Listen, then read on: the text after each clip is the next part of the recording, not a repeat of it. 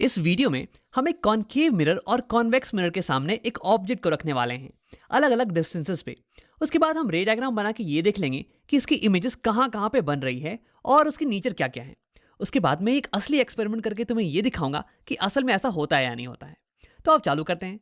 यहाँ मैंने ले लिया है एक कॉनकेव मिरर और मैंने ऑब्जेक्ट को कहीं दूर पे रख दिया है। सेंटर ऑफ कर्वेचर से भी कहीं ज्यादा दूर पे मैंने ऑब्जेक्ट को रख दिया है। अब देखो, इसकी इमेज बनाने के पहले मैं इसकी एक पॉइंट की इमेज बनाने वाला हूँ। तो कोई से भी पॉइंट मैं ले सकता हूं इसकी बॉडी के ऊपर। मैं लेने वाला हूं इसकी टॉप मोस्ट पॉइंट को। अब इस पॉइंट से बहुत सारी लाइट रेस निकल रही होंगी हर एक डायरेक्शन में, लेकिन मुझे तो केवल उन लाइट रेस से मतलब है जो कि आगे जाके मिरर पे इंसिडेंट हो। मैं उन सारी इंसिडेंट लाइट रेस की रिफ्लेक्टेड लाइट रेस को ड्रॉ कर दूंगा और फिर देखूंगा कि वो कहां पे मिल रही हैं। तो देखो, अगर मैं एक रैंडम लाइट रे को लूं जो कि किसी भी एंगल पे जाए, तो फिर उसमें तो बहुत मेहनत लग जाएगी यार। मुझे इंसिडेंट पॉइंट पे नॉर्मल को ड्रॉ करना पड़ेगा, फिर एंगल ऑफ इंसिडेंस को मेजर करके उसके बराबर का एंगल ऑफ रिफ्लेक्शन ड्रॉ करना पड़ेगा और फिर रिफ्लेक्टेड रे को ड्रॉ करना पड़ेगा। ऐसे करने में तो बहुत टाइम लगने वाला है। तो मैं क्या करूंगा, मैं एक ऐसी कॉमन रे को लूंगा ना जिसका पाथ मुझे पहले से ही पता है। जैसे कि अगर मैं एक ऐसी लाइट रे लूं जो कि यहां से चल के जाए parallel to the principal axis और उसके बाद फिर मिरर पे इंसिडेंट हो, तो मुझे पता है कि ये लाइट रे रिफ्लेक्शन के बाद ये फोकस के थ्रू ही पास करने वाली है। ये रिफ्लेक्शन के बाद फोकस के थ्रू पास करेगी, यानी कि कोई भी लाइट रे जो कि पैरेलल जाए प्रिंसिपल एक्सिस के, वो रिफ्लेक्शन के बाद फोकस से ही पास करती है। ये देखो, मैंने एरो हेड भी बना दिया है। तो ये तो हो गया पहला लाइट रे। अब एक और लाइट रे ले लेते हैं। देखो, और भी बहुत सारी कॉमन लाइट रेस हैं। जैसे कि एक लाइट रे जो कि फोकस से जाएगी वो पैरेलली रिफ्लेक्ट करने वाली है, और एक जो कि सेंटर ऑफ कर्वेचर से जाएगी वो अपने पाथ को रिट्रेस करने वाली है। अब देखो, एक और कॉमन रे हो गई जो कि इस पॉइंट से चल के जाए और हमारे पोल पे इंसिडेंट हो, कुछ ऐसी रे।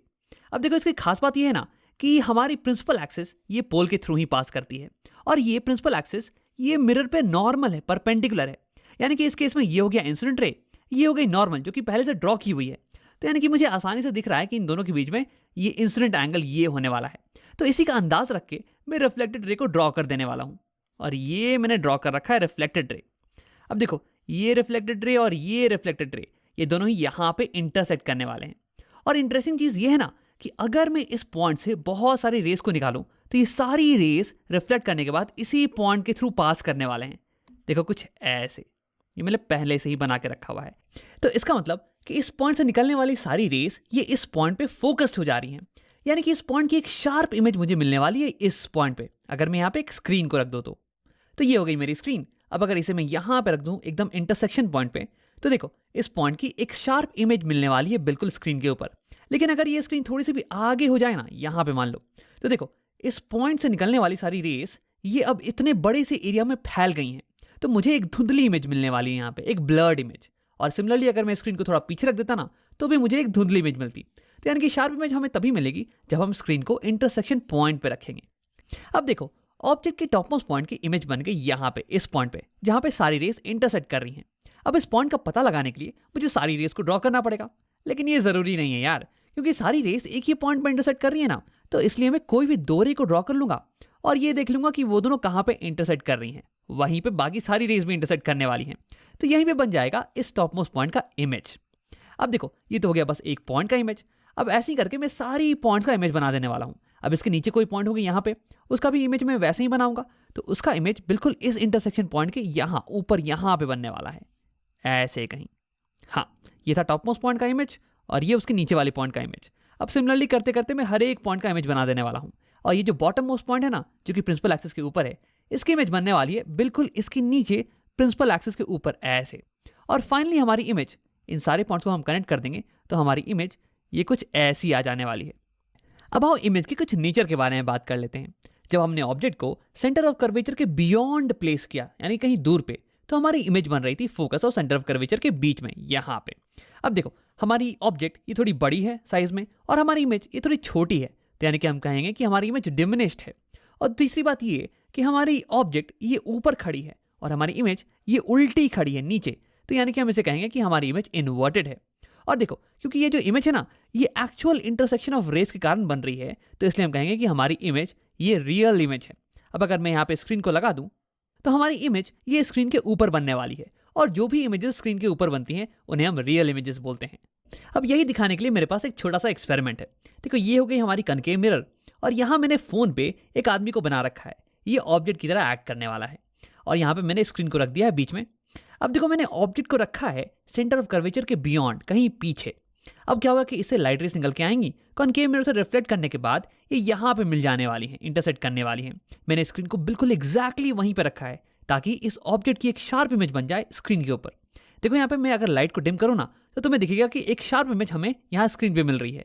ये इमेज इन्वर्टेड है, यानी कि उल्टी है, और ये डिमनेस्ड है, ये छोटी है, और क्योंकि ये स्क्रीन पे बन रही है इसलिए ये एक रियल इमेज भी है। अब आओ इस बार ऑब्जेक्ट को मिरर के थोड़ा और करीब लेके आते हैं और देखते हैं कि इसकी इमेज कहाँ बनती है इस बार। तो सबसे पहले मैं स्क्रीन को यहाँ से थोड़ा हटा देता हूँ और ये रही मेरी ऑब्जेक्ट, और ये हम इसे ले आए मिरर के थोड़ा करीब यहाँ पे। अब देखो, इमेज बनाने के लिए मैं सेम इसकी एक पॉइंट लूँगा और उससे दो रेस को निकालूंगा और फिर देखते हैं कि उसका इंटरसेक्शन कहाँ होता है रिफ्लेक्शन के बाद। जहाँ पे इंटरसेक्शन होगा वहीं पे उस पॉइंट की इमेज बन रही होगी।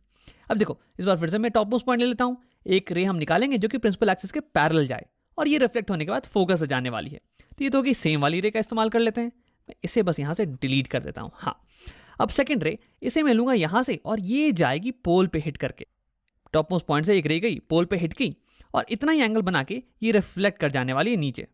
हाँ, अब देखो इंटरसेक्शन हो रहा है यहाँ पे कहीं, तो यानी कि ऑब्जेक्ट की इस पॉइंट का इमेज बनने वाला है यहाँ पे इस बार। अब वैसे ही करके मैं और सारी अगर पॉइंट्स लूँ इसके नीचे, तो उन सबकी इमेज बन जाएगी इसके नीचे ऐसे ऐसे करके। तो यानी कि इमेज इस बार ये थोड़ा और पीछे खसक गया है, मिरर से थोड़ा और दूर चला गया है। यानी कि जैसे जैसे ऑब्जेक्ट पास आएगी ना ये मिरर के, वैसे वैसे इमेज ये दूर जाने वाली है।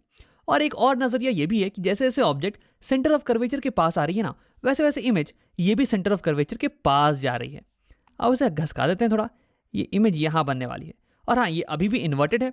और दूसरी चीज़ तुम्हें ये दिख रही होगी कि इमेज ये थोड़ी सी बड़ी हो गई है इस बार। तो जैसे जैसे ऑब्जेक्ट पास आ रहा है सेंटर ऑफ कर्वेचर के, वैसे वैसे इमेज ये भी पास आ रही है सेंटर ऑफ कर्वेचर के और थोड़ी थोड़ी बड़ी होती जा रही है। लेकिन अभी भी ये ऑब्जेक्ट के साइज से तो छोटी है।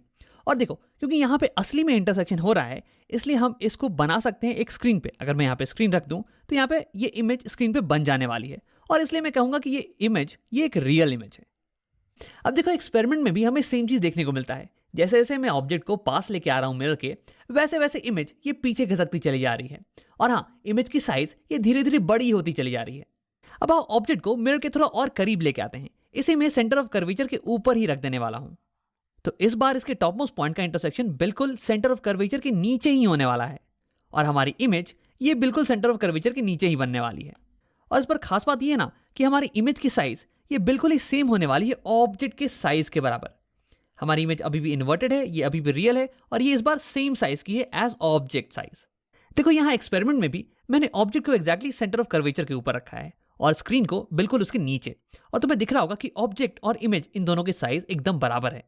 अब आओ ऑब्जेक्ट को मिरर के थोड़ा और करीब लेके आते हैं।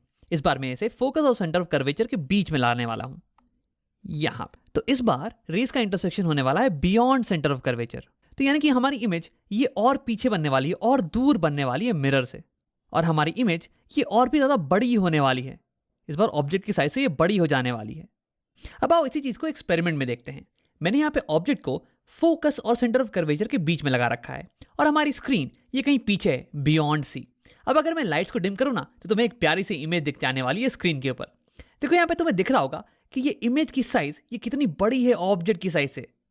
तो यानी कि जैसे जैसे मैं ऑब्जेक्ट को मिरर के करीब ला रहा हूँ ना, तो वैसे वैसे हमारी इमेज ये मिरर से दूर जाती चली जा रही है, और इसकी हाइट ये भी बढ़ती चली जा रही है। तो अब इस बार ऑब्जेक्ट को हम फोकस पे ही रख देते हैं। तो इस बार क्या होगा कि रिफ्लेक्टेड रेस ये रिफ्लेक्ट करने के बाद पैरेलल जाने वाली है एक दूसरे के, कुछ ऐसे। तो देखो, पैरेलल रेस ये तो कहीं पे इंटरसेक्ट करने वाली है नहीं, और अगर इंटरसेक्शन नहीं हुआ तो इसका मतलब इमेज नहीं बनने वाली है। तो यानी कि जब ऑब्जेक्ट फोकस पे रखी जाती है तो इमेज उसकी बिल्कुल नहीं बनती है। या फिर देखो, मैथ में हम ये कहते हैं कि पैरेलल लाइंस ये कहीं इन्फिनिटी पे जाके मिलती हैं। तो हम ये कह सकते हैं कि जब ऑब्जेक्ट फोकस पे हो तो या तो उसकी कोई इमेज नहीं बनेगी, या तो उसकी इमेज इन्फिनिटी पे बनने वाली है।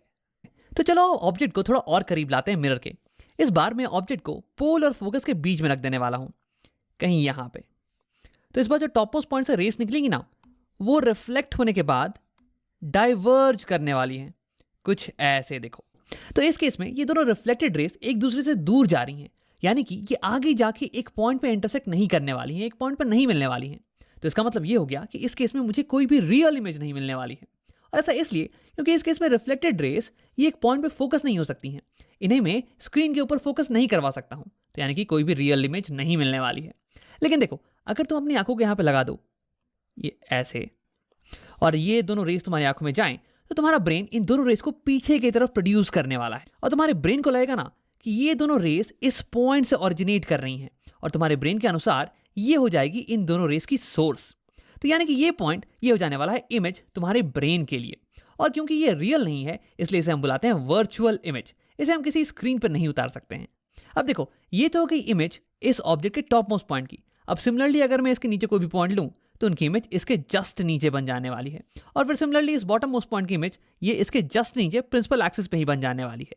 और फाइनली हमारे पास इमेज ये ऐसी आने वाली है। तो हमारी इमेज ये ऑब्जेक्ट के साइज से बड़ी है, तो यानी कि हम कहेंगे कि हमारी इमेज मैग्नीफाइड है। और हमारी इमेज ये प्रिंसिपल एक्सिस के सेम साइड खड़ी है जैसे कि हमारा ऑब्जेक्ट। ये भी सीधा खड़ा है और ये भी सीधी खड़ी है, यानी कि इंग्लिश में हम इसे कहेंगे कि हमारी इमेज इज इरेक्ट। और ये हमारी हो गई वर्चुअल इमेज, ये रियल नहीं है। वर्चुअल मतलब कि नकली इमेज। देखो, यहां से लाइट रेस निकलती हुई दिख रही है हमारी ब्रेन को, लेकिन असल में लाइट रेस यहां से निकल नहीं रही हैं। ये तो बस हमारे ब्रेन को ऐसा दिख रहा है ना। और इस इमेज को मैं एक स्क्रीन पर नहीं उतार सकता हूं, इसलिए इस इमेज को हम नकली इमेज बोलते हैं, वर्चुअल इमेज। अब देखो, यहाँ एक्सपेरिमेंट में मैंने ऑब्जेक्ट को रख दिया है पोल और फोकस के बीच में। अब इस केस में मुझे स्क्रीन की तो जरूरत है ही नहीं, क्योंकि इमेज स्क्रीन पर नहीं बनने वाला है इस बार। लेकिन अगर मैं डायरेक्टली मिरर में देखूं ना, तो मुझे एक मैग्नीफाइड यानी कि बहुत बड़ी और इरेक्ट यानी कि सीधी खड़ी हुई इमेज दिखने वाली है। और ये इमेज वर्चुअल होने वाली है, क्योंकि इसे हम स्क्रीन पर नहीं उतार सकते हैं। अब देखो, कनकेव मिरर में अभी तक हम इन्वर्टेड इमेजेस को ही देखते आ रहे हैं। ये पहला केस है जहां पे मुझे एक सीधी खड़ी हुई और मैग्नीफाइड इमेज मिली है। अब कनकेव मिरर की इसी प्रॉपर्टी का हम इस्तेमाल करते हैं शेविंग मिरर या फिर मेकअप मिरर में, जहां पे हमें जरूरत होती है कि हमें हमारा चेहरा बड़ा और सीधा दिखे। तो ये तो हो गई कनकेव मिरर की कहानी। अभी तक हमने कुछ इंपॉर्टेंट चीजें ये देखी कि नंबर 1, जब भी ऑब्जेक्ट फोकस से दूर हो तो हमें रियल इमेजेस मिलती हैं, और जब भी ये फोकस के अंदर हो तो हमें वर्चुअल इमेजेस मिलती हैं। नंबर 2, जब भी हमें रियल इमेजेस मिले ना, तो वो इन्वर्टेड होने वाली हैं, उल्टी खड़ी होने वाली हैं, और वर्चुअल इमेजेस ये सीधी खड़ी होने वाली हैं, इरेक्ट होने वाली हैं। और नंबर 3, ऑब्जेक्ट जितना पास होगा फोकस के, इमेज उतनी ही ज्यादा बड़ी होने वाली है। अब आओ जल्दी से कॉन्वेक्स मिरर की भी बात कर लेते हैं। तो मैं इसे हटा देता हूं, कनकेव को, और ये आ गया मेरा कॉन्वेक्स मिरर। देखो, कॉन्वेक्स मिरर ये बाहर की तरफ उभरा हुआ होता है, यानी कि इसकी रिफ्लेक्टिंग साइड अब ये वाली साइड होने वाली है।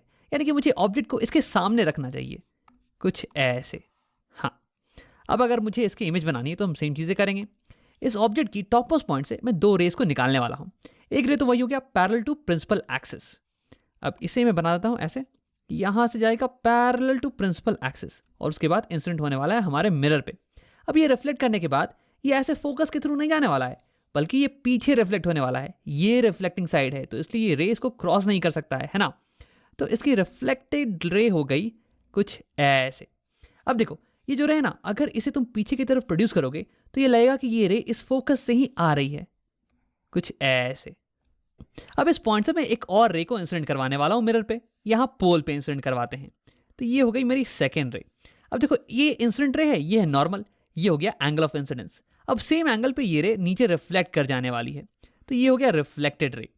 अब देखो, ये दोनों ही रिफ्लेक्टेड रेस ये डाइवर्जिंग रेस हैं, यानी कि ये आगे जाके कहीं मिलने वाली है नहीं, ये तो अलग अलग जा रही हैं एक दूसरे से। यानी कि इस केस में भी हमें रियल इमेज नहीं मिलने वाली है। लेकिन अगर तुम अपनी आंख को यहाँ पे लगाओ ना, तो तुम्हारे ब्रेन को लगेगा कि ये दोनों रेस पीछे से कहीं से आ रही हैं।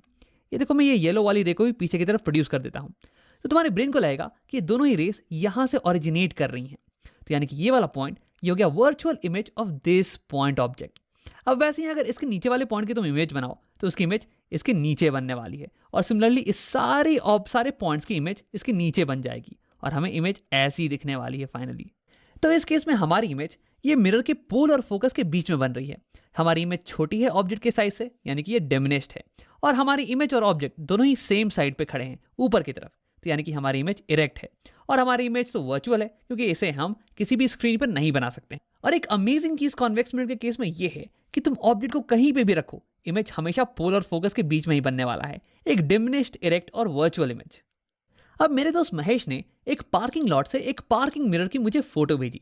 पार्किंग मिरर्स ये कॉन्वेक्स मिरर्स होते हैं। देखो, इसमें तुम्हें एक ट्रक की फोटो दिख रही होगी। देखो, ये ट्रक कितना छोटा दिख रहा है। तो यानी कि ये ट्रक की इमेज ये डिमिनिश्ड है, और ये इरेक्ट है, ये सीधी खड़ी हुई है, just like our ray diagram. तो एक कॉन्वेक्स मिरर में सारी इमेजेस छोटी दिखती हैं और इसलिए हम ज़्यादा इमेजेस को फिट कर सकते हैं एक मिरर के अंदर, एक कॉन्वेक्स मिरर के अंदर। और इसलिए कॉन्वेक्स मिरर का इस्तेमाल हम पार्किंग लॉट में करते हैं ताकि हम चारों तरफ देख सकें। तो अभी तक तो हमने कॉनकेव और कॉन्वेक्स मिरर की रे डायग्राम बनाना सीख लिया है।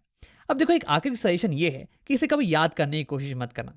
कभी भी जब इसकी जरूरत पड़े ना, तो जल्दी से इसे ड्रॉ करके देख लेना। स्टार्टिंग में भले ही थोड़ा टाइम लगेगा, लेकिन प्रैक्टिस के साथ तुम उसमें बहुत ही फास्ट होते जाओगे।